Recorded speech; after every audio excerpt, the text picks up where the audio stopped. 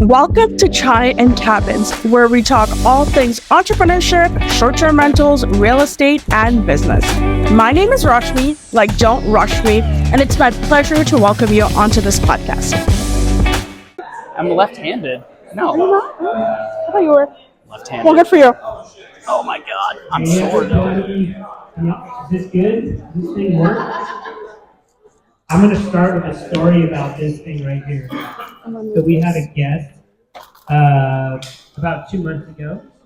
We had one of those cases where it was like, it just ended up being fraud. We had someone that stole a credit card, stole an ID, and booked like 30 days with us. And we found out like a weekend. And so I went to the house, or the apartment, and knocked on the door. And people that were on some good came to the door and talked to him like, hey guys, like I just need you to get out of here. Like I'm not gonna call the cops, I'm not gonna do that. Like just please leave the house. And so I'm like, if you could give me like $500 though, that would be great. Because only like 1,000. And so they're like packing up their stuff, and as we're doing this, a guy's like walking around, he's like expecting his Tesla that's in front of the condo. And he's like, hey, is this your condo? And I'm like, oh yeah, we manage it. He's like, oh, well, this is a stolen Tesla. No. Okay, so this is like bigger than I thought. So these people in our house, they rented a Tesla for a test drive and just took off. Like didn't bring it back. So the story is that like they didn't have any money, but they did have a speaker. So they tapped up and a speaker, and that's how I got a portion of my rent for that month. So welcome to STR, Joel. That's the world. I'm glad you're all here. It's a great industry. I'm sure you guys have experienced nothing like it. I'm Lucas. And I'm Amelia. Nice to meet all y'all. So actually I have a funny story. I met Rashmi at my very first STR event almost 2 years ago. And so she's there, and she goes, yeah, I just got started this year in STR. I'm like, okay, cool. Like, tell me a little bit about your portfolio. She goes, yeah, I just bought 6, with my husband. They're no big deal. I also run a restaurant as well on the side. But yeah, I'm not that busy. So from like the moment that I met you, I've always admired you, and it's been so neat to watch you grow and see your story. So it's been really neat. Now she's on to hotels. I think over 50 properties with Scriven. So yeah. You want to tell us a little bit more about yourself? Yeah, absolutely. Hi, guys. Can you guys hear me? All good? I'm Rashmi, like don't rush me. I make it nice and easy. And I started in STRs. Actually, in 2020, it's been 4 years now. We bought our first property.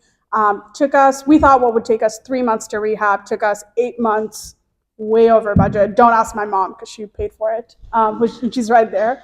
But it's still our best property. If you guys know Fredericksburg, that's where we bought out there.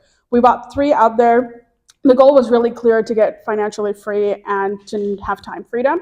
So right after Fredericksburg, we're like, let's go all in. And we started buying out of state because we wanted to make sure, coming from the restaurant world, we didn't have another job, which is really easy to do in this property management business. So we scaled up, we got to 6, we were doing good, we're hanging around. And then December 24th, 2022, like my world came crashing. We were in 3 different states. I don't know if you guys remember the freeze that happened, but everything shut down. I'm like putting like Christmas dinner in there, and like my systems are just like, I was like, I self-manage, life is amazing. It is not amazing when like you're canceling people's Christmas bookings because everything's frozen over. And that day I was like, I will never do this again. Next month, went and hired my first VA for this specific business. And I was like, I don't care how much it's gonna cost me, I'm just gonna do it. And since then, we've scaled up the portfolio. I'm now I manage hotels as well as short-term rentals. We're over 100 doors under management. And I just closed on my first hotel on Monday. And you still run the restaurant, right? Out of the restaurant game. Oh, is it my turn? Yeah. Mr. Scriven. All right. Am I just telling how I know Rashmi? Yeah, just tell how awesome. That's all it's Let's talk about. about Rashmi some more. Hi, everyone. Thanks for having me. Scriven Hafes. I started in vacation rentals right in the middle of COVID as well. I came from value-add multifamily. I was buying duplexes and triplexes. I actually still have a full-time W-2. That's a whole other story. I still have that today. But I was buying duplexes and triplexes, value-add. I completed a 3-duplex portfolio rehab and got it stabilized, and I was feeling really good. And I was like, man, I'm getting really good at this. I spent some time on my spreadsheet, and I was like, I only need about 150 of these, and I can quit my job. So I was like, I got to do something else. And right around that time, I had a realtor friend that reached out to me, and she said, hey, you do investments, right? I've got somebody looking at a condo on the Guadalupe River. I don't really know the terms to work with investors. And I was like, just send me what you're looking at. And I looked at it, and I called her, and I was like, are these numbers real? And she was like, yeah. And I was like, well, when you're done getting one for her, I want one. And so a couple of weeks later, bought my first condo that was a vacation rental. I learned by just getting on Instagram. I was like, who does Airbnb? Tell me how to manage them. I'm buying one. And we closed, and this was March of 2020. So like a week later, the world shut down. So it was vacant for it was crickets for like the first 10 or 15 days. And I was like, well, that's great. That was a huge mistake. And then just bam, like not a vacant night for 90 days. And so I was like, cool, I'm going all in on this. So same thing as Rashmi. I had this one in New Braunfels where I live on the river. And I was like, I wonder where the best place is to do this, because I think I could do it anywhere. And Smoky Mountains was next. So my first, 6, 7 properties, it was a few in the Smokies, a few in New Braunfels. And now, and then I guess fast forward a little bit, we got to 7 properties in 5 markets, self-operating. I had one virtual assistant at that time because I also had a land flipping business. So he was kind of just running guest comms during business hours and doing tasks and helping with the land flipping business. And it was an awkward amount of work. So instead of thinking like what Rashmi did and saying, I'm just going to systematize more of it, I was like, I'll just start a property management business. That'll be easy. So anyway, fast forward to today, we've got a team of 6 or 7. Rashmi and I work closely together. She has her own portfolio on her side, and then I call her my fractional COO. And also my boss, because she challenges me on everything. We work really well together. But we've got 3 to 4 virtual team members at a time, and then a few people on the ground. We've got 45 properties total. I own or co-own 14 of them, and the rest are all managed. So that's that. Beautiful. Thank you. Hey guys, I'm Lucas, 5-star vacation home rentals. Amelia and I host this group for you. I think the mic goes in and out because I'm a little too far. Damn, I should have got a better speaker from them. We have about 30 luxury properties in Central Texas. We'll do about $3 million this year in revenue, so about $10K per month per property. We're pretty selective on what we bring on, which has really helped us in the saturated market. But enough about me. We're here tonight to teach y'all all about virtual assistants and why all of us have the time to be here right now while managing large properties. Or managing large portfolios, right? So housekeeping first. That door right there is a refrigerator. We got water in there. We have sparkling water, so please grab some. And then right on that kind of bar top, we have some paperwork. So there's 4 pieces of paper. I printed y'all out some of our SOPs just for our VAs, so you can kind of see like what our checklists look like. And so we'll kind of go through some of that stuff. So could I have anyone that's just over there, like pass those out? And then the ones on the right are the sponsor for tonight, which is CS Outsource. So we're going to talk about VAs. We're going to tell you kind of what it takes to hire them, to train them. And to really, I have a water, but I would would get a sparkling one. And then there's also a a company that does all of that for you, right? So if you're like, this is way too much, like I just want help, then there's people that do that, they train it, they manage them. And so you have both those options, which are beautiful. So let's dig in. Essentially, I'll be interviewing Scriven and Rashmi. We're going to dig into their VA management style, and then I'll kind of chime in with some of the stuff we'll do with VAs as well. Y'all ready? Ready. What is your connection? Yeah. I'm a co-host, and then just invested in my first STR. Love it. Thank you. Yeah. And then we'll hand it to you for Sweet. Either one, whoever wants to go first. So really just since we're concentrating on virtual assistants, and we're gonna we're gonna start on the hiring portion of this. So tell me about, you can talk about your first one if you want, but just in general, what does that process look like right now to find awesome VAs? So how are you hiring them first? Where are you finding these people? So I'm happy to actually talk about my first one. My first team member that came on from my property management company wasn't actually my first virtual assistant. Early in 2020, I was hanging around like these Facebook groups with all these tech bros, and they were like, we hire offshore talent. And I was like, oh, I want to hire offshore talent, but I didn't have anything to like give them. I run a restaurant. And I realized everybody kept bragging about Canva, and they were like, it's so easy to use Canva. So I got Canva, and I like timed myself. I was spending like 10, 15 hours a week designing one flyer for my restaurant. And I was like, this is not a good use of time. So I went to onlinejobs.ph, and I was like, I have $200 a month. Like, that is my all-in budget. Who can I hire to do graphic design for me? And I actually hired my first admin assistant. I paid her like $3 to $4 an hour, and I was like, this is never going to work out. It's been 3.5 years. She's still with me. That's Naomi. Yeah, she works with me too. And so I got started very baby step, like how can I just like put myself on $200 a month and like commit to doing that, and then scale that up. So I took a business, restaurants, which is very in-person, labor intensive, took that to basically be on graphic design, online ordering, all that kind of stuff, and then scaled it to find my first VA. I have actually lost and fired close to 6 or 10 VAs. I've made a lot of mistakes in like the hiring process and growing. It is part of the process, so don't freak out if that happens to you guys. But I don't know what everyone's kind of like quantity of properties is. Do you mind if we do a poll? Is everyone here, like, who has 0 properties, wants to get into STR? No one. Okay. No, sure. Who is around 5 properties? Okay. So 5 or less. 5 or less. Okay. 10? 10 or less. Okay. Either way. Either way. Just manage. Okay. And then who here has virtual assistants already? Okay, a couple of you guys. And I'm guessing everyone else is looking too. Okay. But that's how I got started. Yeah.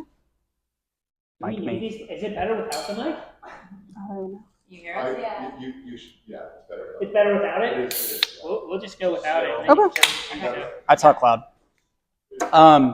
Rashmi, the 6 to 10 that you've fired, does that count the ones of mine you've run off, or just yours? I forgot about them. No, so Okay. maybe we should add a couple more. Okay. We'll get into that. Don't worry. No, it was for the best. So with us, I guess, whenever we got started, luckily I had the vacation rental management business at an awkward size, but I also had the land flipping business. So I had the luxury of saying I can afford one full-time employee and I can split, what they're doing. So what you have to ask yourself is, how much work are you willing to do to find the VA? Because Rashmi mentioned onlinejobs.ph. That's not me. I've had a few people send me like their hiring, I guess, process and how they hire from onlinejobs.ph. It's so easy to post on there and get flooded with responses that you have to essentially create your own automated process to vet them. You have to give them a task and do all these other things and have them answer questions on a video interview just to narrow it down to 10 or so that might be a fit. That's my experience. So every time I've gone to onlinejobs.ph or I've looked at people's processes, I've realized that will never be what works for me. I'm more of a pay extra for somebody that's going to do a good job kind of guy. And there's several ways to do that. So the first way we did it was a headhunting firm. So you can locate firms, which at the time that I did it, I only knew of 1 or 2. I think like My Outdesk was getting big at that time or already big. And then I went through Steve Rosenberg, who's like a real estate influencer / pilot, cool guy. And he's real big on VAs out of Mexico.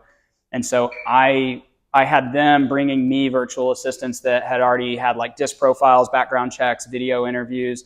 And then their rep would sit in with me on the call. And we went through 2 or 3. And then I found the one where I was like, yeah, this guy. And I think I paid them a $2,500 referral fee. That was great for me because I already kind of knew what I needed, because part 2 of that is you got to know how you're going to hire, right? Like, do you have the infrastructure to sort through onlinejobs.ph and save a bunch of money?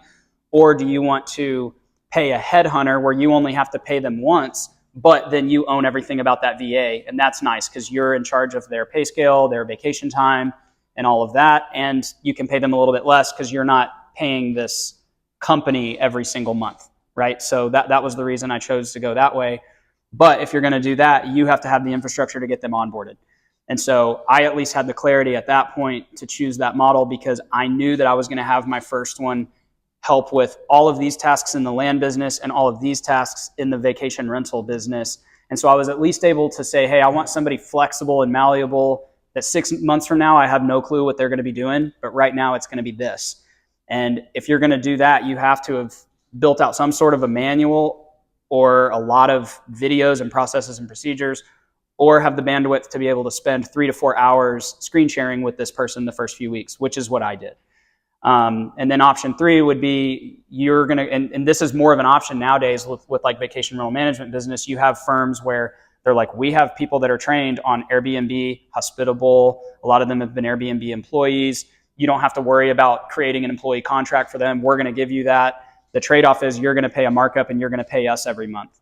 It's nice because you get somebody as close to plug and play as you can possibly get. The downsides are if they're frustrated about PTO or culture or any of that, it's kind of something that's outside of your control. So you just want to make sure that you understand the contract you're signing with these folks, if there's a buyout option or not, if you really like the employee. But there's pros and cons to every model, right? Like I'll never be the online jobs PH guy, but I know several people that get a lot of really good team members for very affordable because they have that infrastructure. I've had success at different periods of our business where we've paid straight up sourcing companies to have an employee for an entire year. We've had a lot of luck with like the headhunting placement type services, but we've also had 1 or 2 of those fall on their face where I've essentially just wasted $2,000 because they didn't work out. And the company's not going to give you my money back. They're like, well, we'll give you another one. And I was like, I don't really like the first one, so I think I'm out. So you've pretty much done everything. Yep. Yeah. So I love that. Yeah. I mean, literally and that's like the cool thing when we're talking about VAs is like, you really have to think about like where you're at and what Yep. do you want, what do you have the capacity to. And when we start to talk about training and like SOPs, like I think you'll quickly start to get that even just by looking at that sheet and looking like, oh, that's just like a booking instruction. And there's like 15 different tasks we had to build out just when, like, what do you do after this person books, right? So yeah, I'll just briefly, so we've done it a few different ways too. The way that I found my best VA and my person who's now kind of director of ops of that entire back-end team, I just asked other people, who's your best VA? Cool, let me talk to them. Hey, do you have like 5 to 10 people that you know that are like really good VAs? And I'll give you $500 if you can find me someone if I keep them for 30 days. So that's how I found my first one. I think 5 people showed up for interviews. I hired one of them, and he's been with me for 3 years. And everything that you see there, he's actually created that. That's not for me, so that's a beautiful thing, right? Now he does all the hiring, so we're kind of in a different place. So he does the online PH. Really, what we do now is we'll get about 50 to 150 applications. He'll kind of whittle that down to 30. Previously, then he would do first interviews, and then he would bring me 15 candidates. I would do 15-minute interviews in one day. So we would just like fill the whole day. And within 3 minutes, I'd pretty much either cancel the call or know that they're getting a second interview. And then we'd usually hire 3 to 5 of them at the same time. So we hire 3 to 5. Again, the pay range is $3 to $6 per hour. So we'd pay them for the entire week, all 5 of them, all 3 of them, and we'd give them the same exact tasks. Hey, bring this project back to us, do this, do that. And then it's not just having to go, hey, who do we think is the best from an interview? Now we're going, who's the best, right? Who brought us the best product? And because what you'll find with these VAs is a lot of them are awesome. Some of them are working for like 3 or 4 different companies at the same time, right? Maybe 10 different people at the same time. Some of them don't have the capacity. Some of them, their internet goes out every other day. And so it's a really easy way to kind of whittle that down and just kind of hiring them all at the same time. So that's the hiring stuff. Anything else to add from hiring? And then we'll take questions after remarks. Yeah. Yeah, go ahead. Okay. Okay. I'll go. You guys are awesome. That's why we work so well together. Yeah, I love it. I just take over. So my actually Airbnb VA was, she reached out on Facebook. Like I just comment on like other people's posts and she saw I was commenting and she was like, are you looking for a VA for your Airbnb properties? And I was like, as a matter of fact, I am. So I didn't even do any background checks. I just like hired her and I was like, the worst thing that'll happen is she'll see on my credit card, right? And I was like, it'll be $500. Like I put a limit on it. I was like, let's go. And that's been a 2.5-year relationship now. And she has then brought on all of her team members to grow our portfolio. And we've grown from short-term rentals now into hotels. So you'll be surprised once you actually start putting out like content out there, just helping other people, like who sees that. And I actually have a great inbound source of just VAs who reach out to me on Facebook. And they're like, hey, I'm a VA. I have a YouTube channel. I have like 3 people who just reached out to me via comments. You'll be surprised like they watch the stuff you post on there. And so that's another great source as well. Yeah, I was going to say, once you get some momentum and you've gone through a few of these and you have some rock stars, we don't have to recruit that hard anymore, just because we network with other companies that are a similar size, that are, constantly changing, where they no longer have work for somebody that's really good, or maybe they're pivoting, or our team that's rock stars know other people that are looking for work. So in the past, I would say year or so, it's become a lot easier. We've kind of gotten momentum, so we don't have to go through as rigorous of a process. But that is a big thing, is make sure try to figure out if they're working for other companies or not. Because we almost brought on someone recently, and I brought it up on a call, like, hey, we're going to hire this guy that this person in our group referred to us. And then a guy called me after the call, and he was like, he works for me full time right now. And I was like, oh. So we might want to address that. But I would love to know, what is the first task you give them? What is the test task? And then how long until you put them on customer facing after you vet them? I was like, well, how much damage could they do? I just put them all on it. I'm like, here's the Airbnb login.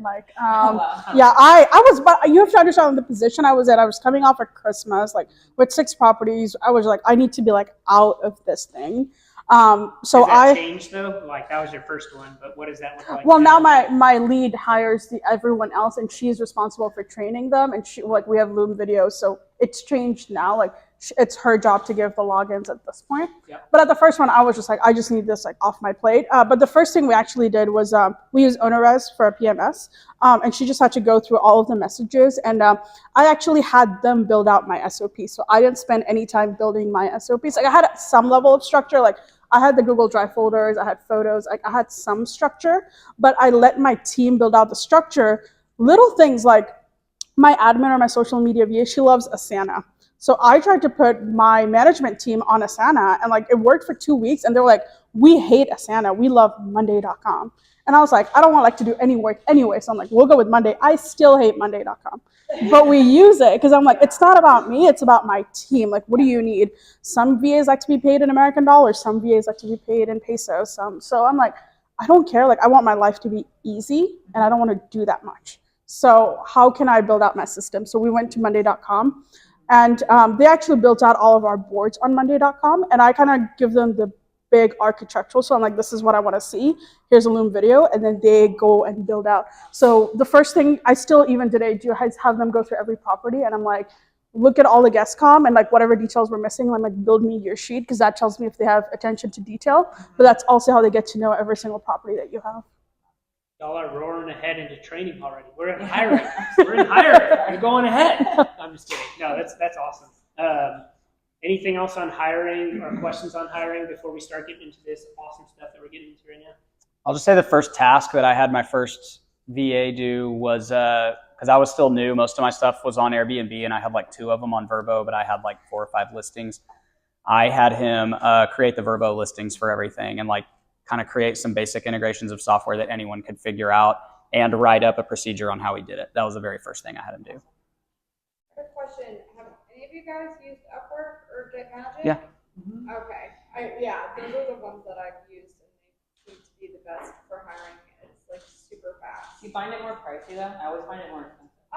Well, Upwork at first, because there's a fee, but honestly, I'm hiring people for $8 an hour. So it's, at the end of the day, the fee's maybe 3% of whatever that is. And then if they stay on long term, I just pull them off the platform. This is just for regular VAs, or this is for particular tasks? For regular VAs, I have a team of them. I'm crazy busy. But the other one is Get Magic, and they will find your VAs for you, and they have a full staff, and they're also really great, but they're more expensive than the ones you'll find on Upwork. I think they're $15 an hour. Mm-hmm. Yeah. What are the ranges that you guys are paying your VAs? We're in the $3 to $6 range. My thing has been, if we're at 15 or 20, I would rather find local talent. We're part-time hiring at that. I have a cutoff kind of at the 10 to 12 mark. We've also used Fiverr. That's been pretty good at finding just random projects one else. But guys, you do have to be careful. I know I'm let's just give them everything. I was just at the point, but we have scale systems back. Once you gain trust with them, it's a lot easier to kind of jump to the next level. Mm-hmm. But you also don't want to get we use LastPass. We do use with Airbnb, I wasn't too worried. I get a notification if they changed like my bank account details. Like, I'm just paranoid about like everything at this point. But you have to like take the jump, right? So we've used Fiverr, we've used Upwork. Online jobs at PH for me has been the best source so far. But now the number one source, like you mentioned, is lead VA bringing on people they know. And then now those guys are bringing on people they know. Has been by far. We've had good luck with like Fiverr and Upwork for project-based stuff. Like, hey, we're going to implement ClickUp. Who can build this out? That type of stuff. And then I guess we're a little bit higher on what we pay at Lazy H. We're like probably 6. Like 5 to. We got one that's at like 9, I think, an hour. But he's kind of the lead guy. So. Yeah. Now we do kind of like an intern program. So we'll bring in someone at like 3 to 4. And train them for 90 days. Typically, it's like one of their first virtual assistant jobs. And so they spend a lot of time with just admin and like tubing on the same time. So we're kind of training them to see if they're a good fit. And the idea was essentially like, hey, we'll start training them and maybe we'll like end up selling them to other companies. I don't think we'll end up doing that, but and then pretty much our range is 4 to 6. And then this is kind of a crazy story. So that guy I was telling you about that kind of created all this stuff, I just gave him 5% of our revenue. So that's how valuable he is for me. So he's in the Philippines making about $8 an hour plus 5% of our net rev. So he's your bookkeeper, right? He does everything. Everything. Yeah, so he bookkeeps for us. He does all the back end stuff. He hires, all of that admin team. So essentially, I meet with that admin team 1 hour a week, and that's it. He manages that entire team. So that was a pretty cool thing to change someone's life financially in another country for sure. So that's where we're at financially for that. Hiring. Any other questions before we move on? Cool. How important is community experience? Yeah, like something you should work on. For me now, we really want somebody that's got Airbnb experience, ideally. Like, as we grow, we may have different needs for tasks. Like, we may want to go for somebody that's more of a maintenance dispatcher or something. But if they're going to be guest-facing, especially on these major platforms, it's really easy to find somebody with Airbnb experience. You can almost always get somebody that's actually worked for Airbnb, which is a huge plus. Ideally, what you want, sorry, just to cut in there, is somebody who's a manager at Airbnb, because they know like there's support, like there's 3 support levels at Airbnb. You ideally want somebody who's at support 2 or support 3, because because Airbnb has a call center in the Philippines. What Airbnb usually pays them? Next to nothing if they're working for me. It's not. Okay. 3 to 5, I think. There's a call center in the Philippines. Yeah, those guys are good. I'm glad I asked that question because I haven't thought that. Yeah, because there's a lot of people who work at just like Airbnb and they're great, but like if you can find like support 2 or support 3, they know like back of the house stuff, and they're like, you need to submit an invoice this way, or this is like my girl used to work in bedbugs department, and so she's like, this is like, I would like vet the invoices for anybody that had a bedbug claim. And she's like, this is the process. So like, touch wood, we haven't had one yet, but we don't. But if that does happen, then we have at least a game plan about like what we plan to do next. So I was curious, you mentioned a couple places, but primarily where are these people coming from? And like what countries or? Exactly. Yeah. Where, and then where are you getting the best value?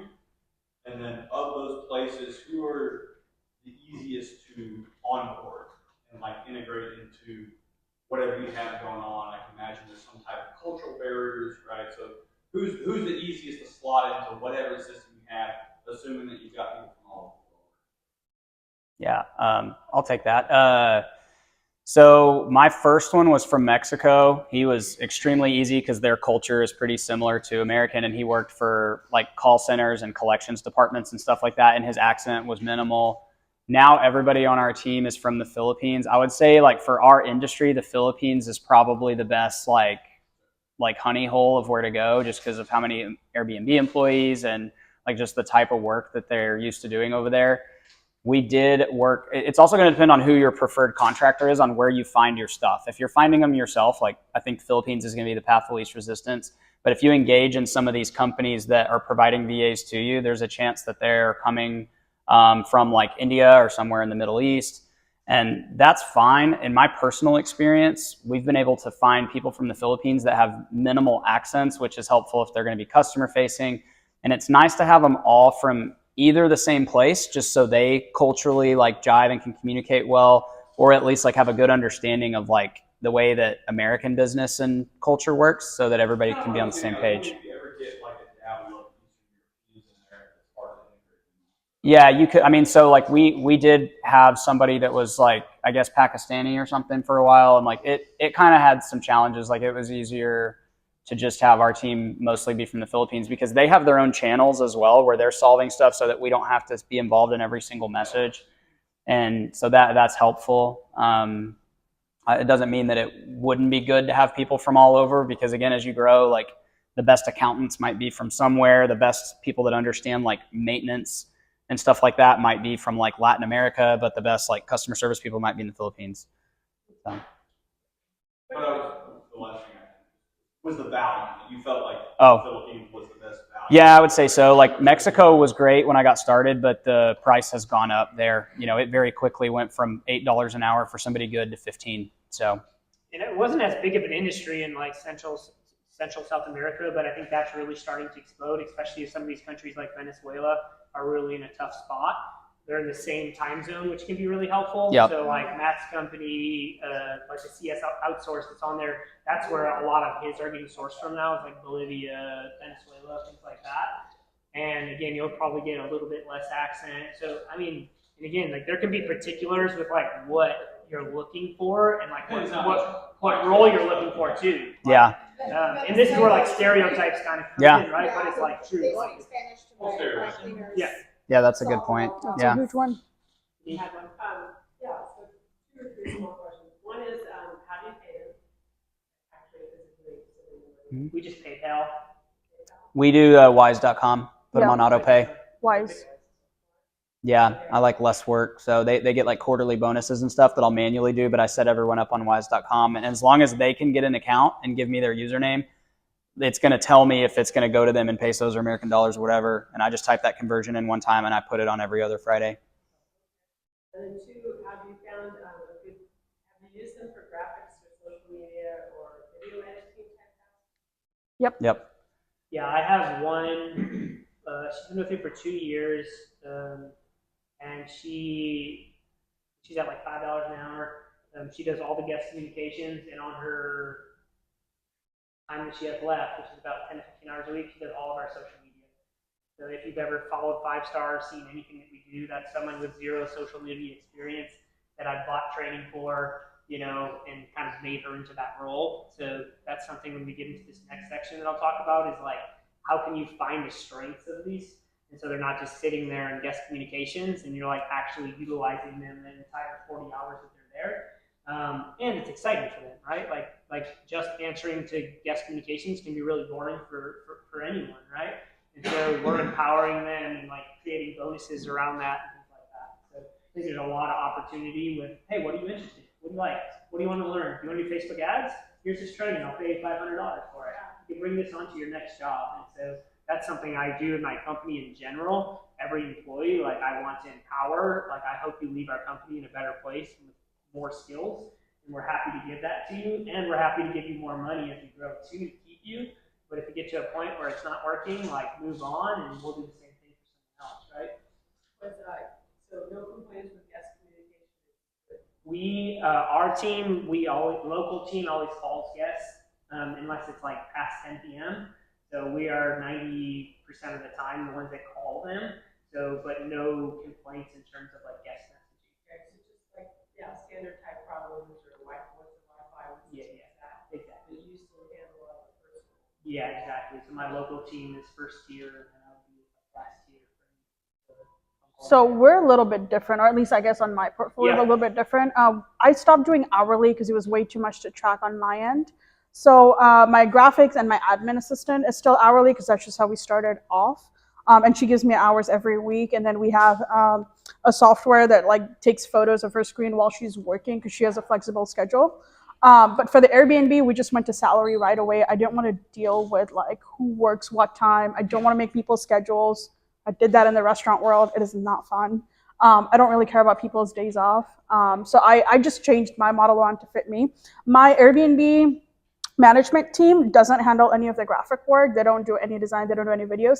I hire people who are specialized in those roles, and I give them, I'm like, I have a $500 budget. Like, can you make me 6 videos a week? And they're like, yes, no, whatever it is. And I believe in a 80-20 rule. So they do 80% of the work, I do 20. So I'll do the first 10%, which is I will record the content and I will upload it to like a Google Drive or a shared iCloud folder. They do 80% of the work, so they'll go edit it, make the videos, and then I review at the last 10%. I'll be like, this looks good, this needs editing, and then they go back, do it, we review it, and then it gets posted. And that's worked out for me. I found like for me, like my Airbnb VAs are great for Airbnb. They are not like, they don't like doing social media. It's not like their strength. So we just have a different model. You mentioned that they're not an hourly though. Well, how do you pay the Airbnb folks? Salary. Salary. Yeah, they just have like a like 500 yeah, a month or something? 500, 600. My lead girl loves to do team retreats, so they book out Airbnbs in the Philippines. They go to the beach, so I'll throw in a couple of $100. They just got back from one. They were karaokeing one night. So they do fun things like that, and I'll just be like, here's an extra $200. Like, have fun. And they work for you full time. Yeah. So I got to 24/7 guest comm. That was big for me. It was a mindset thing. Like, I was just paranoid that at 2 a.m. something would happen and people wouldn't get in. And I was like, I'll just take the hit like on the first initial months. But so my first, and this is just a very unique structure that just worked out for me. They were doing 6 days a week, 24/7. And then they had like every Wednesday off. And so I think that's what you were asking me this morning. Like, how was your structure? I used to like get on guest comm every Wednesday.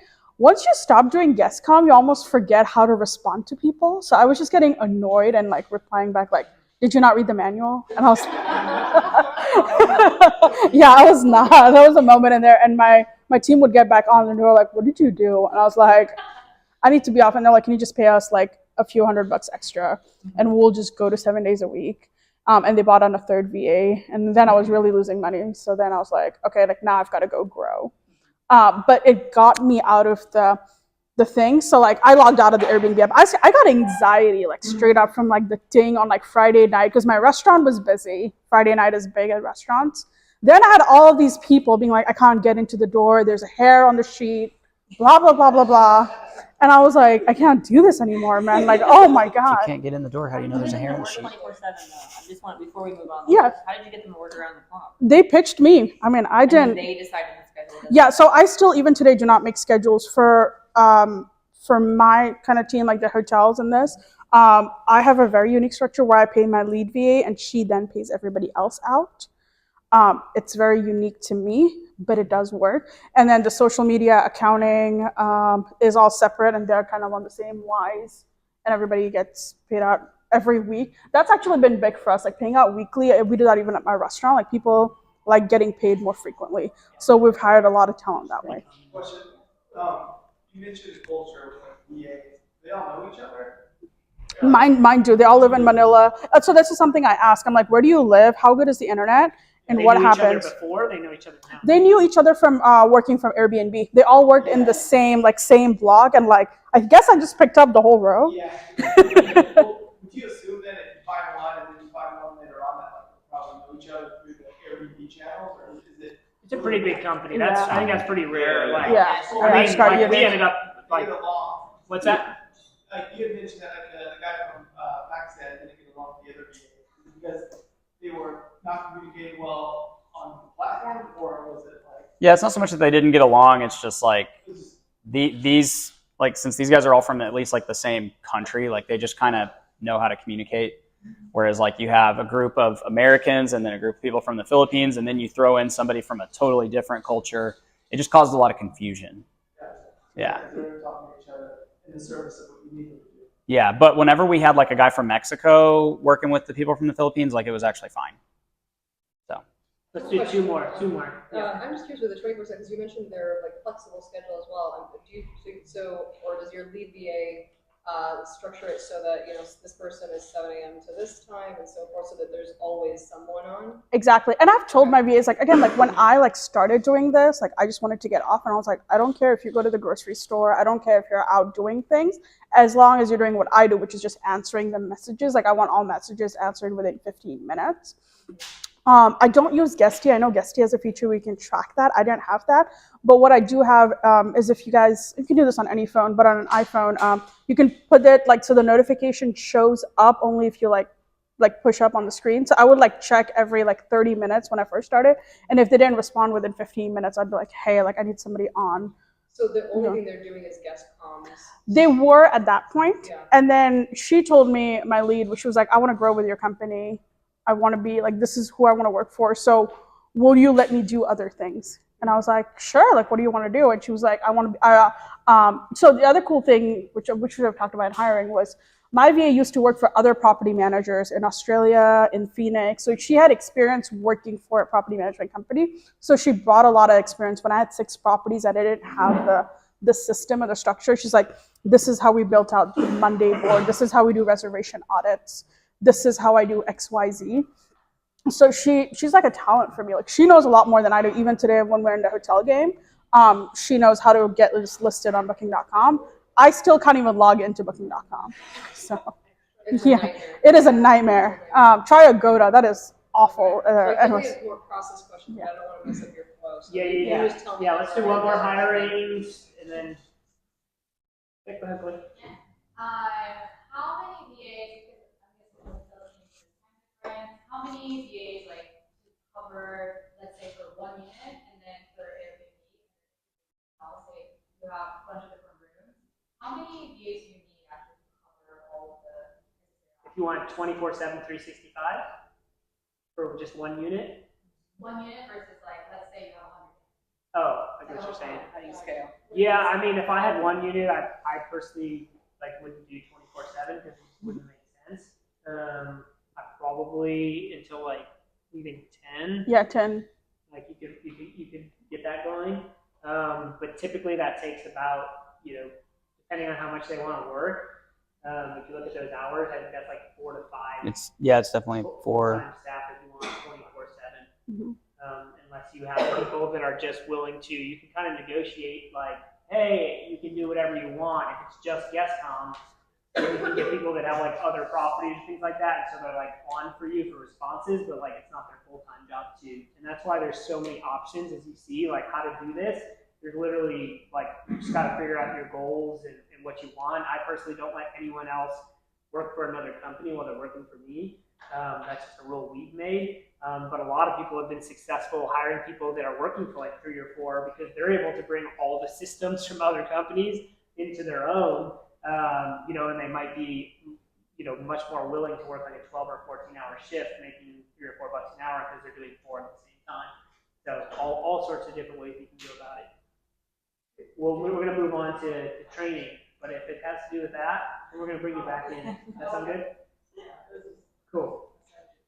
I have sort of a training question. So when they're communicating, or at what point are they always communicating as you, or at what point do you kind of let them communicate as you versus some other profile?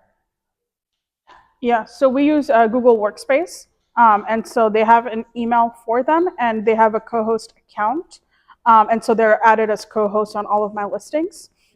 So I started with that on Airbnb, and I like got rid of like they couldn't run reports and things, and then like 2 weeks in, I let them have access to OwnerRes, and then but I was like, you can't edit anything. I think I never changed that setting, so they can make edits, but they can't view like reports and stuff.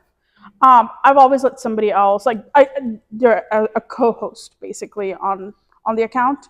That doesn't work for Verbo though. So on Verbo, they're just me basically. Yeah. So ours is the opposite. They're showing up as us from day one. Yeah.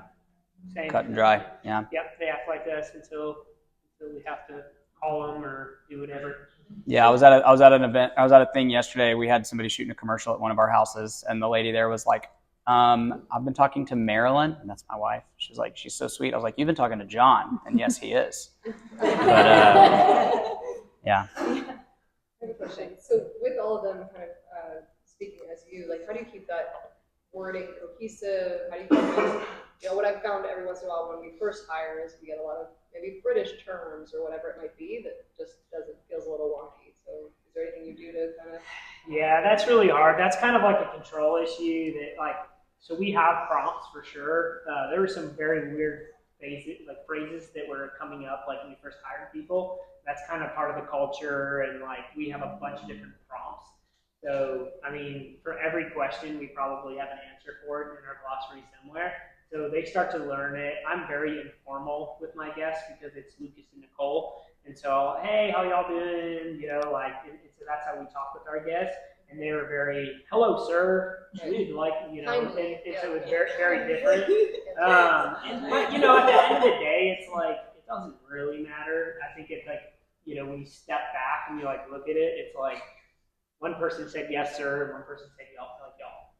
Like, you know, so I think that you have to let go of that a little bit, otherwise it'll drive you fucking insane. Yeah. When you're like trying to control like verbiage and things like that, you do have to step back. And if it doesn't make sense, that's one thing, right? But if it's just like, oh, these people sound like a little different, to me, I think you kind of just back off that. Unless you have someone, then like I would put Gene, right, who looks over them and just say, hey, can you just work with them a little bit on like terms or whatever? But I had to really step back on that when I first started because like I was in there like correcting every message. Like, why do I have a VA if I'm the kid here, like trying to manage all those little things? Sure.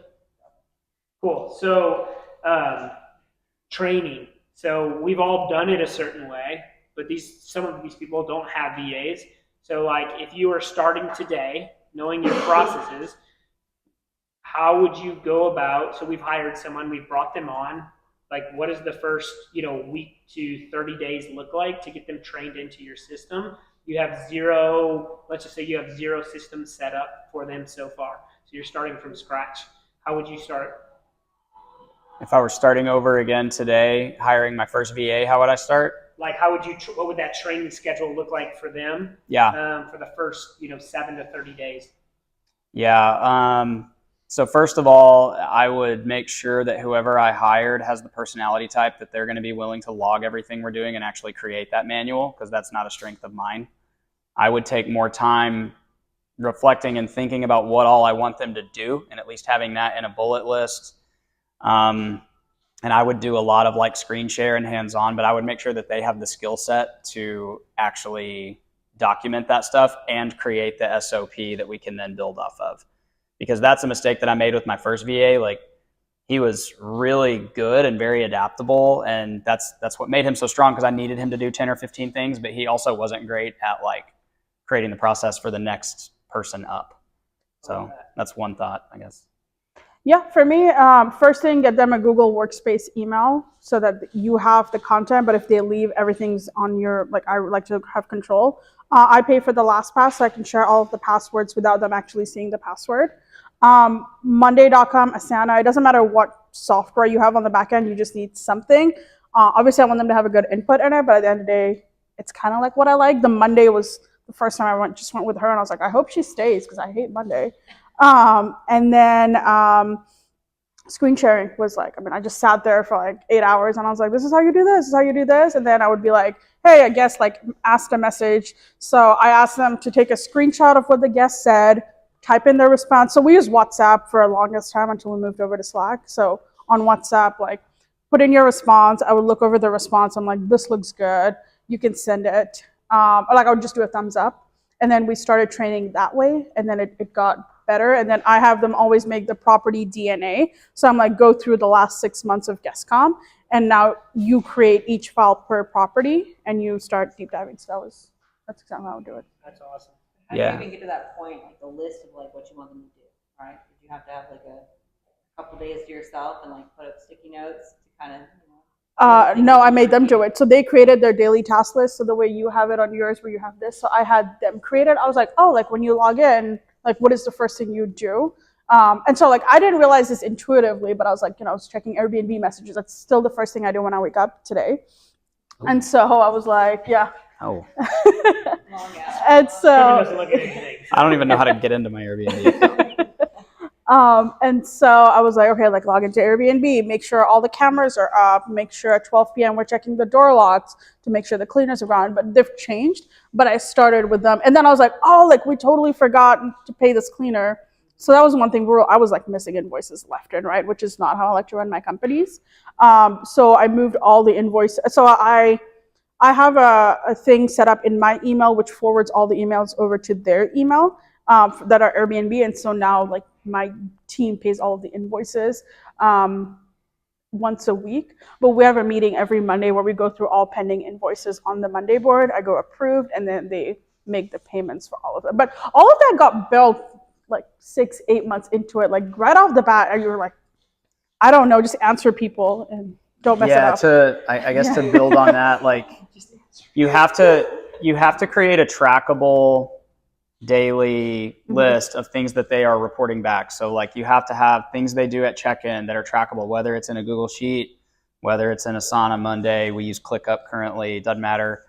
And then you have to have some sort of end of shift report, and then you have to be able to build out a process where if something happens that you haven't seen before, where you have to get involved, that you're injecting that into the SOP from now on. And so it's like, as you're building this stuff out, whether it is Monday or Asana or whatever, like you have a property profile, you get a question asked, and then you're like, hey, you know what? Like one of the things I would do, like whenever we went through a lot of growth, and so we hired a few new VAs, and I was like, I want you guys to tell me how to get into every single property if the door lock is not working, like code's not working and the battery's not responding. I need you to tell me that you can get into all 30 of these properties, and like where does it live in there? Do we need to clean it up? Like you can actually really systematize your company, especially if you have people working super late at night. You can give them these meticulous tasks and they'll do a really good job, but you build it over time. And then to echo Rashmi, like at Lazy H Retreats, we give everybody a generic email address. So it might be admin at Lazy H Retreats, clients at Lazy H Retreats, support at Lazy H Retreats, stay at Lazy H Retreats. And that way, inevitably, when people don't work out, we just change the password, shut it down. And when the next person comes in, they get that email address and everything. We have a shared folder in LastPass, so they can't see the passwords, but they have access to log into stuff.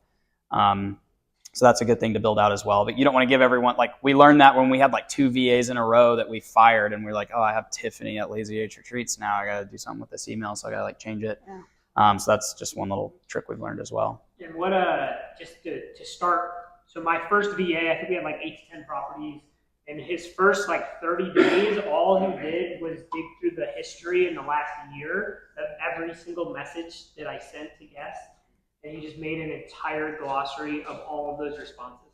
Yep. So now we had a listing description for each place, right? Hey, here's what the driveway's like, here's what the parking lot, here's how you enter, blah, blah, blah, right? The basics. And then it was all of the FAQs in one other document for that property. So that was like essentially his first task, is like, hey, go through all those messages, write the responses, and now to your point, well, how did Lucas answer the question? Well, then you have a pretty good idea of how I answered it based off restaurant recommendations, blah, blah, blah, right? So that was the first task I did. Probably the best advice I've gotten on this stuff is like, well, just tape yourself throughout the day. Just throw on a loom and just tape your screen and exactly what you're doing.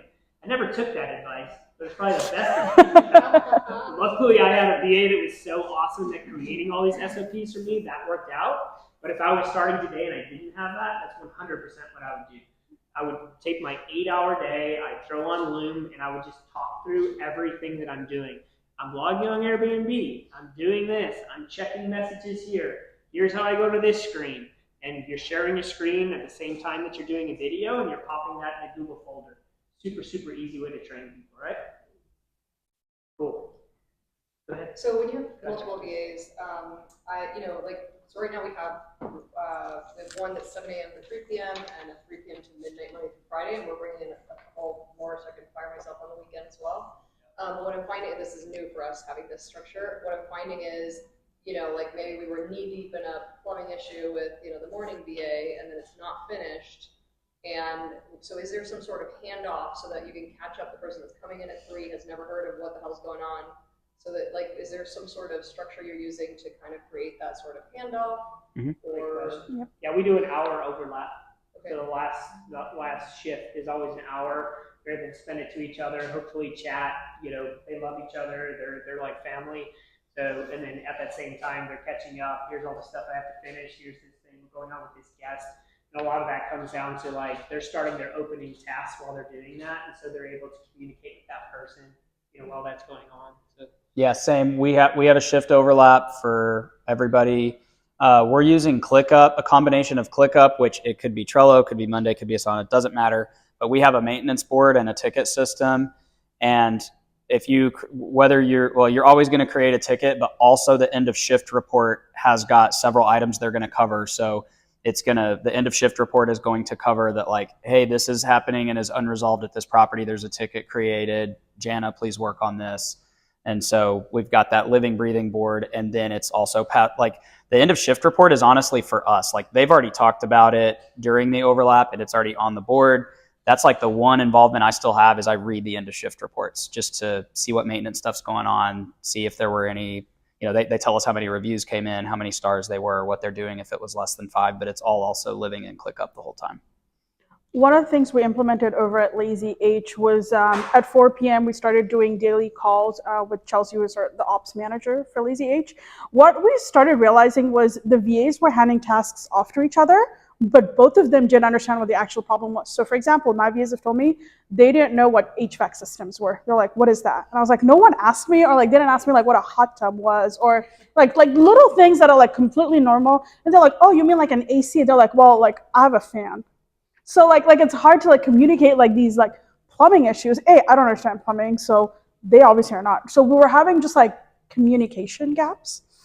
And so Chelsea, I think, was really good in bridging that gap. We have, I don't think we do them daily now. Maybe they're like once a week now, but that was a huge proponent. So like one of the big things that was happening with us is the hot tubs were going on eco mode, and like the guest is complaining. The VA is trying to like figure out what a hot tub is. And then like, how do you like take it off eco mode instead of us paying $100 for a handyman to come out? And so like it was something just as like getting on a phone call and being like I had an issue last night with like a laundry machine that needs a French drain, and they were like, so I've trained my team to be like, go to Google and type in like French drain or YouTube and like watch 3 videos to understand at least like what we're talking about. And that 4 p.m. call I think really helped like bridge the gap. What? I wasn't doing anything. I just saw it on like the thing, and I was like, our big one is septic. Yeah. We have a lot of septic systems, and so. Yeah, I need to go YouTube that it's just a trench with a bunch of rocks in it, so water can flow. Okay, well, there we go. See. Yeah. I would never hear that term from a guest. Yeah, well, the housekeeper messaged the team, and then they were like, we need to build this out. And I was like, okay, that sounds like a lot of money. Yeah, I have a question about like vendors. So do you have like, okay, these are the AC guys and go in this order if there's an issue, plumbers, Yep. that sort of thing? Yeah, I'll take that one because we've had some growing pains with that. Whenever we first started handing everything over to VAs, we had a lot of vendors get really pissed at us because they're going from talking to me or Chelsea, who understands maintenance and understands what these problems are, to talking to any of the 3 VAs and they don't know what's going on. They mix up vendors. They're calling pool companies to fix the AC that's at the pool because they're misunderstanding things. Like that's legitimately what happens. So that's a great question. Within ClickUp, we also have property sections that also tags to the homeowner where we have information on them. We have preferred vendors for that, and then we just have vendors in general. So you can get to it from property, and the vendors can be tagged to the property, or you can go to vendors, and then we have preferred. The other thing is, as you grow, you want one person that's there during the heaviest maintenance hours to be the only point of contact to talk to vendors. You don't want multiple people to do it. And so like John is our lead VA, but he also has gotten to where he really understands maintenance. So nobody talks to vendors unless it's John. Cleaners is a little different, but still the problem is your VAs don't understand what task is a handyman or a specialist versus what should your cleaner go back and fix. So if you have too many cooks in the kitchen they're going to be making demands of your cleaners that aren't in their wheelhouse, and they're going to get pissed. So yes, you have to have your vendors. You have to note who your primary is, remove the bad ones. You have to have somebody owning that. And ideally like one person that's overseeing that piece of the business. Who writes your guest reviews? Who what? Writes them? Yeah. So they do. So it's all automated, and then if we have a bad guess, then we just flag it. And so take that out of the automation system, and then they'll bring it back to our Monday or Thursday meeting and say, hey, like, what do you want to review this guest? So everything is automated. We give everyone 5 stars automatically, unless they're flagged. So automated system. What do you use to automate? That's inhospitable. Mm-hmm. Yeah, they're a great guest. Like we used to try to give them a 5-star review. And Ours is the same, and it's like if we have any awkward communication with that guest, or we have any reason to believe they're not going to leave us 5 stars, it's going to be seen in the end of day report, and in that end of day report, it's going to say that we're having XYZ issue. We turned off all review prompts, and so that way we're not reminding them to leave us a review. We're not leaving them one, but any reviews that come in, it's our policy that we publicly respond. So they're doing that manually. Yeah, we've made a big push for Google reviews on the hotels and even at Lazy H. So now like guests that are like really nice to us in this, we're like, hey, we're trying to grow our Google review. So that process has been more manual, but I think in the long run, it's really going to pay off. Yeah. Because we want to be top of Google. So you mentioned about vendors having a preferred vendor list that you work out, right? Is that something that you work out per territory? Because you mentioned that you're kind of all around. Mm-hmm. Like, how are you doing that, or is that something you do days, or like, do you have someone as like a single point of contact that's like a super knowledgeable person? Yeah. All these type of things that you kind of like to say, hey, who are the good people in town for A, B, C, D? Build me a list. Like, how do you do that? Yeah, so yes to everything, because if you're in multiple markets, every market's different. We have markets where we have a great labor pool. We have markets where it's awful, like the Gulf Coast. So in the Gulf Coast, we kind of have one go-to guy that happens to own a pest control company and is also very handy and knows everyone. So if we don't have a go-to vendor, we start with a call to that guy. But this is a living, breathing system and process that you will always have to oversee, because if you completely pawn it off, you're the only one that can monitor, is that invoice fair? Was the work good quality? So you basically just kind of paying, calling people, figuring out what they're doing. Yeah, I mean, that's why it's best to, like, as much as I like being in different markets to prevent seasonality and be diversified and stuff, you only want to go into as much as you can handle where you can saturate in that market, because of having good cleaners, good handyman, good HVAC people, and all of that. And then, yeah, you're going to make sure that you have preferred for each of that, and that like you need a good enough VA that is going to scrub the bad ones, keep working with the good ones, also not piss off the good ones. And that is one area that as the owner, you still need to ultimately oversee, because the cost can get really high. Yeah, so I don't know. It makes me upset of like people just feeling like, oh, you just go into any market and do it from anywhere, and it's all virtual. I've never seen someone do that successfully. It's a good. Yeah. It's very difficult. Yeah, there's like a good manager, unless you're like willing to really put that time. So like, if you're going to offer me a property in a place that's going to make $300,000 a year, I'll build a team around that and make that work. But like most of those people, it's like they just rely on their cleaners to do like everything, right? It's just like, and then like you see that like quality drop, and like it takes a while to find a plumber that's not going to charge you $700 for doing something that's $350.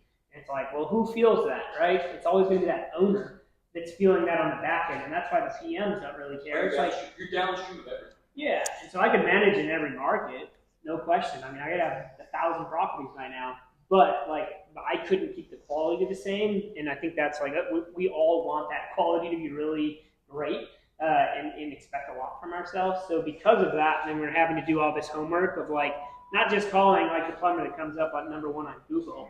Like we're trying to find someone who's really, really good that's still giving us like a solid deal, right? Like a smaller guy. Those are hard to find. So you mentioned you have guest complaints, big fat spreadsheet, put them through, all the past few years, right? Doing that, right? Do you have that kind of spreadsheet for quotes or comms with vendors, basically like something to weed out somebody who's trying to move over?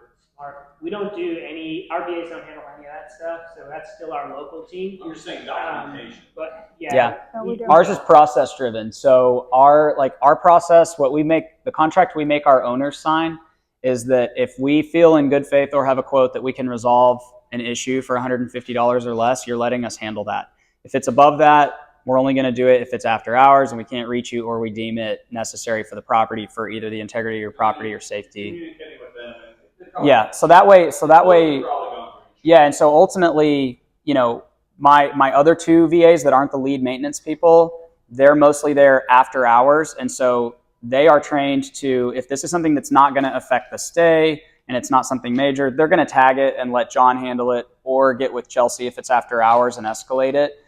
And that way, John, to go back to the VA side of this, the VAs, it's pretty easy to find a VA that's good at the softwares you're going to use and guest comms. If you find a VA that you can train or is good on the maintenance side, that's gold, because them being able to understand how to talk to the right vendors, procure quotes, vet them, build a relationship, that's something really important. But you have to have those systems and processes in.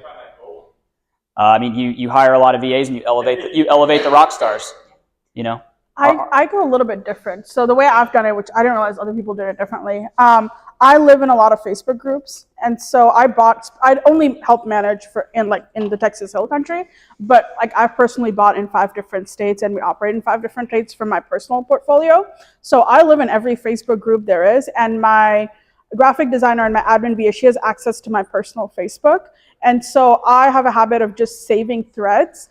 And we have a living, breathing Excel document per market that has I'm in Arkansas, right? So I have literally an entire spreadsheet that has cleaners, handyman, AC, because a lot of these guys in these rural vacation markets aren't first page of Google. It's a cell phone number.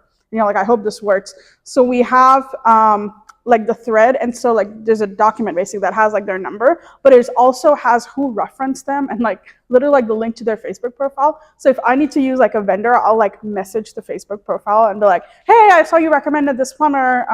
Can we talk? How was this plumber? They're it's great, it's bad. And then anyone that we don't like is marked in red, and then anyone we've used is marked in green basically. So that's one way we've built out a team, especially in short-term rentals, when you need designers, when you need installers, all of these kinds of weird tasks. Basically, people go to TaskRabbit. I'm like, there's no TaskRabbit in Eureka Springs, Arkansas. Yeah. I am the TaskRabbit, so I gotta find people. So Facebook groups have been a huge lead source, but then vetting that, and then cleaners are the other second part. But to find a good cleaner, you really have to dig into Facebook groups.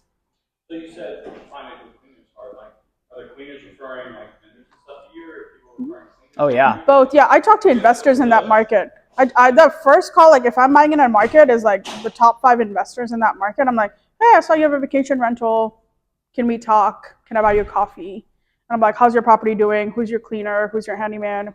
What insurance company do you use? I get everything, and then I start working backwards, and then I'll ask the cleaner. Usually in smaller markets, the cleaner's husband's usually a handyman. And so, yeah, and so they'll fix a leaky, and they'll be it's $50, and I'm like, here you go. So that's worked for us, but management is completely different. Management definitely, everything Scriven said. This is just for my personal portfolio where I own the real estate. He's my husband. He's a handyman, and I'm a cleaner. See? Oh, Yeah. that's what I'm talking about. It works. So y'all, we only got about 5 to 10 minutes left. We're Yeah. this thing on time. They're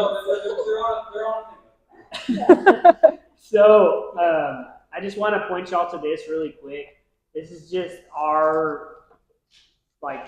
an hour before this, I asked my VAs to create this for you, so that's why it's so well done.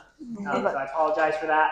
But all this is our opening daily admin tasks. So a person logs on, and this is everything that they're checking right when they log on. Closing daily admin tasks. So again, this is a Google sheet. They check all this stuff, and they send an email to us. That would be Gene who looks over them, and to myself. So I'm not going to go through all of that, but I think this gives you a really good idea of what those tasks might break out to be. It's going to be totally different based off your properties and what you want them to do. But for us, that's a lot of pools and spas and checking that kind of stuff. A lot of our stuff is automated with locks, but they're going in and checking and making sure that's inputted in there. The next one is a new booking. So every new booking that we get that comes in, this is kind of an example of an SOP that comes with that. So they get a new booking, and then they're looking at all of these things just based off that one booking. You can see we keep them busy, right? They're having to check through a list for everything that's happening. And then you'll see our SOPs. So this is kind of just a screenshot of all the different options that we have there. Obviously, I didn't print out all our SOPs. That could be 1,000 pages. But I just wanted to kind of give you an example of what that could look like. So you go to the next page, it says procedures, and it's like early check-in, late checkout, check pending renter agreement. And so these are all the breakouts, so nothing is getting missed, right? So I say all of this as you look through this to be like, damn, dude, this is a lot. Like, and so, you know, we get these events sponsored now, but we get these events sponsored by people that we think do a great job. And so again, when I started this, I said, like, we're going to present to you what we all do. None of us at this point are using those services where you're hiring someone, they're managing it for you. But I would sure as heck think about that if this was not like my full-time gig. So there's a lot of services out there, including, you know, CS Outsource, that'll hire these people, that'll create all of this stuff for you, that'll manage them daily, that they'll get those checklists sent to them. So just know that's an option too. So I hope we presented all of those options. You can find people that will work 5 hours a week. You can find people that will work 70 hours a week, right? You can find people that are $15 an hour that are completely trained through an organization, or you can go directly to yourself, which is going to be a lot more work, but you could hire someone for $350. So all across the board, there's tons of options for virtual assistants. My final advice would be just hire one. Yeah. Like, why hire one and figure it out. It's $4, $5 an hour, right? So like, however you're doing it, just hire them, and if they're bad, get rid of them and start over, right? But like, keep doing that until you find the right one that may even be able to build this out for you. I didn't do any of this, y'all. This is all from a guy that was making $5 an hour and now makes a shit ton more. But like, you know, this has been 3 years with us, so I think they're incredibly valuable. I don't know if y'all feel like this in the industry, but like, you feel handcuffed to your property. You feel like you can't be with your family. You feel like you can't be off your phone. You can't go on vacation without Wi-Fi. And so this is how you solve that. You have people that you trust that have SOPs built out that are able to start answering this. And this can just be little by little. So I said that was my last advice. Here's my last advice. Figure out, like, what are the 5 main tasks that you want them to handle. Start those Loom videos, help them create it, and just start small, right? If that's 10 hours per week, if that's 20 hours per week, that's fine. But just start small. It doesn't have to be this. This doesn't have to overwhelm you that you need like 100 pages of SOPs. Just start really small and like, what are the 5 things you want to take off your plate, and who do you hire to solve that problem? So we'll end with some questions, and then Amelia will close us out. So last final questions, we'll have 5 minutes for, and then we'll have Amelia close us out. Where do you store the SOP videos? That was Google Sites, it looks like. Do you guys use Google Sites too, or is it Google Drive? Ours are mostly in Google Drive and ClickUp. Yep. The workspace from Google. Yeah. Okay. It's a Google Drive. Yeah. Yeah. So I'm here after taking inspiration from you, Rashmi, because I'm a realtor. So I'm getting into STR now. Love it. Welcome. So I'm running a small catering business also. That's what I got connected. That's awesome. Yeah. So I do you train people like who wants to come into STR? Do you have videos in place or courses in place or coaching in place so that I can also get into STR, which I'm planning to? Definitely. We can talk about this afterwards. Lucas and I were just talking about this. Yeah. And we'll like, help. But yeah, I'm happy to chat about that. Absolutely. I say start with Cohost. That's the best way to learn. Just okay. get your feet wet. Yeah, low commitment, easy, and that's how you're going to learn. Okay, thank you. Yeah. You mentioned going through a stack of people having 15-minute interviews, cutting off at 3 minutes. Yes.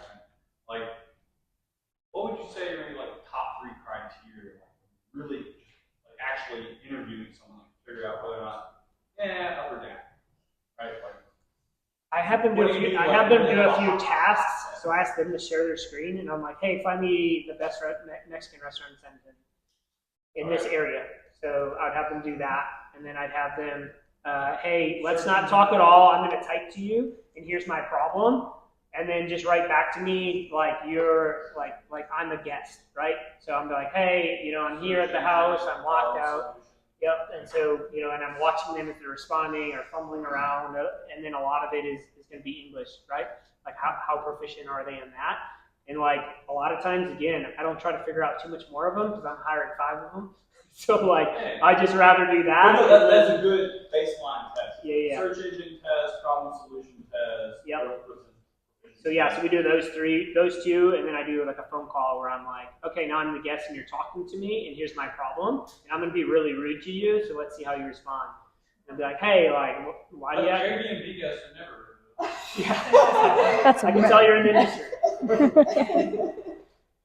Anybody else?